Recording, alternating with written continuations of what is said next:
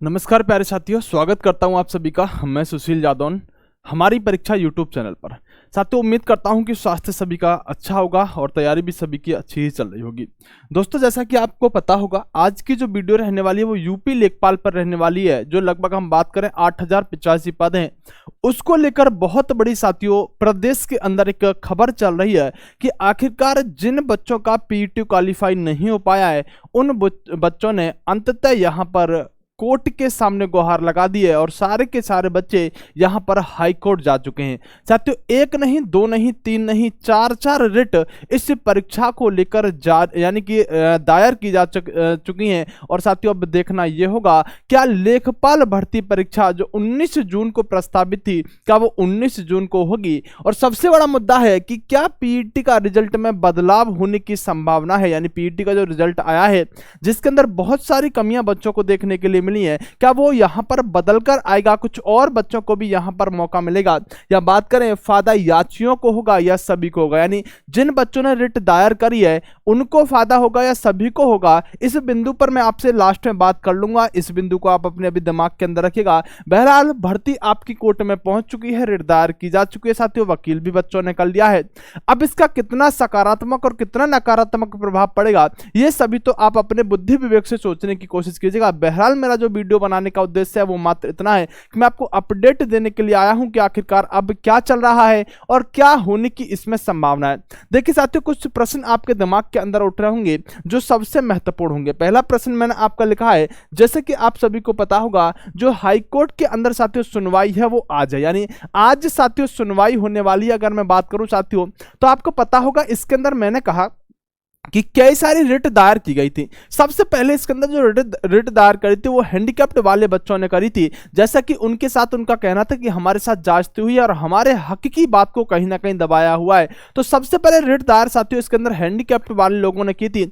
और उसके बाद साथियों बहुत सारे अन्य लोगों ने, किसी ने यहाँ पर कट ऑफ के दायरे को कम करने के लिए रिट दायर करी है। किसी का कहना है कि आप 15 गुना कहकर यहाँ पर 30 गुने बच्चे ले लें, इस बात को कहकर रिट दायर किया।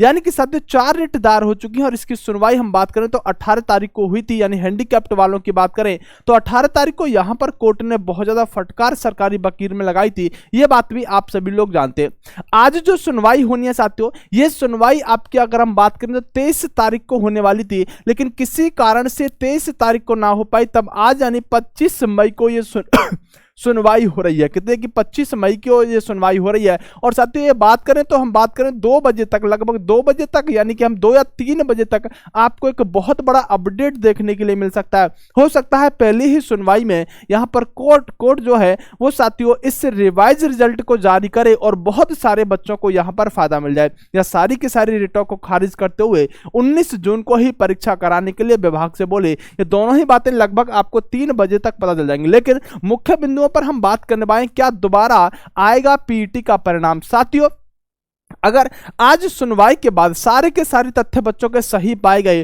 तो कोर्ट इसके अंदर आदेश दे सकता है। क्योंकि साथियों अगर हम बात करें पीईटी की जो परीक्षा है, इसमें यहां पर अगर इसे आप प्रारंभिक अर्हता परीक्षा कह रहे हैं तो आप एक क्राइटेरिया निश्चित करके किसी स्कोर पर 50% पर या 45% पर या 55% पर लगा सकते थे। आपने अपने आधार पर कहीं भी इस कट ऑफ को लगाकर किन्हीं बच्चों को बुला लिया आपने अपनी मर्जी के अनुसार। तो कोर्ट चाहे तो, जैसा कि संभावना है बच्चों के आधार पर, जिन बच्चों से मैंने बात करी है उनके आधार पर मैं बात करूं तो संभावना है कि पीईटी का जो रिवाइज रिजल्ट है वो साथियों यहां पर आता हुआ नजर आए। यानी पीईटी का दोबारा से रिजल्ट आए और जिन बच्चों को मौका ना मिला है उनको भी एक बार मौका मिलने की संभावना है।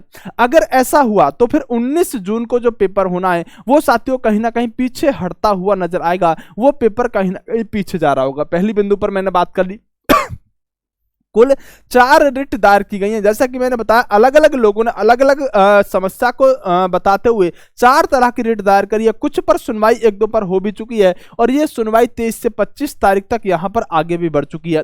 क्या एग्जाम 19 जून को हो पाएगा? साथियों मैंने आपसे कहा कि अगर आप तैयारी कर रहे हैं तो आप 19 जून को टारगेट मानकर ही तैयारी करेगा, क्योंकि हो सकता है कोर्ट थोड़ी देर में डिसीजन दे दे कि आपको कोई भी यहां पर किसी भी तरह का फायदा नहीं दिया जा रहा जिन बच्चों ने रिट दायर करी है और पेपर आपका 19 जून को ही हो। तो फिर आपकी तैयारी में कहीं ना कहीं खलल पड़ेगा और आप अच्छी तैयारी नहीं कर पाएंगे। इसलिए जो तैयारी कर रहे हैं वो तो प्यार साथियों 19 जून का टारगेट मानकर ही तैयारी करें। जो तैयारी नहीं कर रहे हैं उनका नंबर नहीं आया है तो उनको क्या ही फर्क पड़ता है कि 19 जून को एग्जाम हो या 19 जून के बाद एग्जाम हो। उनका सारा का सारा श्रेय, सारा का सारा भी ध्यान जो है किस पर होगा, आज के आदेश पर रहने वाला होगा।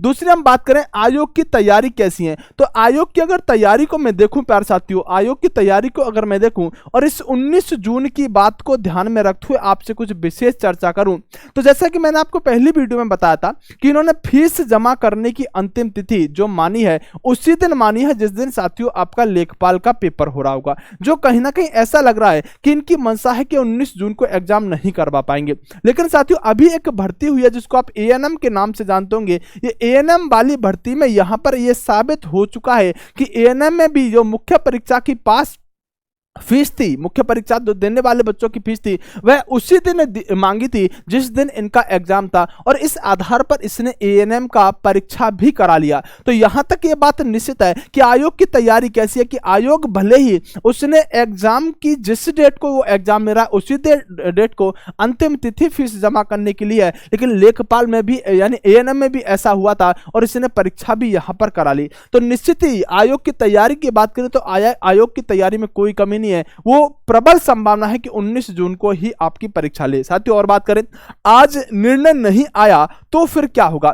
साथियों अगर आज निर्णय नहीं आया तो आप जानते होंगे कि साथियों अगर निर्णय जून की तरफ जाता है तो कहीं ना कहीं जून के अंदर कोर्ट बंद पाए जाते हैं और फिर यहां पर यह संभावना रहेगी कि इस रिट का जो रिट दायर की गई है इन रिटों का कोई मतलब नहीं रहेगा। इसलिए आज ही का आदेश सबसे प्रबल रहने वाला है, क्योंकि कोर्ट अगर बंद हुआ तो बंद होने के बाद आप जानते हैं कार्य नहीं हो पाएगा और फिर तो ये जितने भी बच्चे जिन्होंने रिट दायर करी है ये एग्जाम 19 जून को होता पा रहे होंगे और इनके साथ कहीं भी किसी भी तरह का फायदा ये नहीं लेते पा रहे होंगे। इसलिए निर्णय आना आज बहुत आवश्यक है।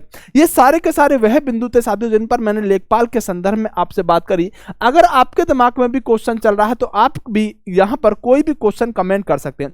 बहरहाल फायदा जो मिलेगा अगर मैं बात करूं इसके अंदर साथियों जो रिट अभी लेटेस्ट जारी हुई है उसमें एक मुख्य और उसके साथ साथियों 35 अन्य अभ्यर्थी, कितने 35 अन्य अभ्यर्थियों ने मिलकर ये रिट को दायर किया है।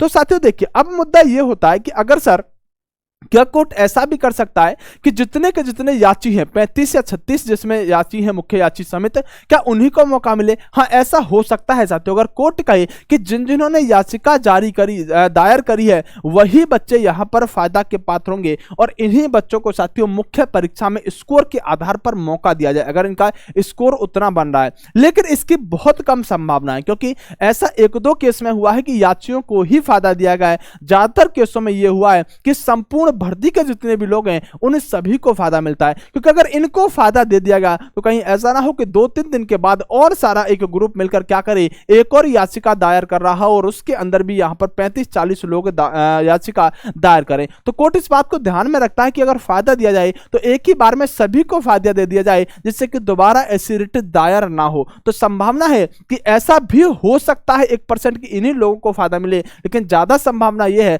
कि सभी के सभी लोगों को इसके अंदर फायदा मिलने वाला होगा। तो अंतिम बिंदु भी मैंने आपको प्यारे साथियों शेयर कर दिया है। लेकिन अगर साथियों आप एक मुझे बात बताइएगा कि अगर साथियों आप पीटी की परीक्षा में पास नहीं हो पाए हैं और आपका स्कोर जो भी है आप एक बार स्कोर कमेंट करिएगा कि आपका स्कोर आखिरकार कितना कम है, या तो ये लिखिएगा या बताइएगा कि आपका पीटी के अंदर कितना स्कोर है जो आप लेखपाल की मुख्य परीक्षा के लिए क्वालिफाई नहीं कर पाए। इस बात को एक बार कमेंट करके मुझे बताइएगा, मैं आपको बता दूंगा कि किसी के 42-43 भी बन रहे हैं तो वो क्या लेखपाल की अभी भी तैयारी या यहां पर सुनवाई का इंतजार करे या किसी अन्य परीक्षा की तरफ यहां पर मूव कर जाए। यानी अगर मेरिट घटाई भी कोर्ट ने तो कितनी घटाने की संभावना है, आप अपना पीटी का स्कोर एक बार कमेंट बॉक्स में करिएगा। बाकी आपकी जो भी क्वेरी हो एक बार कमेंट कर दीजिएगा। साथियों इस चैनल पर आपको जो भी जानकारी दी जाएगी सबसे सटीक और शानदार और महत्वपूर्ण जानकारी दी जाएगी। कोई भी फालतू की वीडियो इस चैनल पर आपको नहीं दी जाती है, इसलिए आप सभी से एक गुजारिश जरूर करूंगा कि इस चैनल को आप एक बार सब्सक्राइब कर लीजिएगा, सब्सक्राइब करके बेल आइकन को दबा लीजिएगा,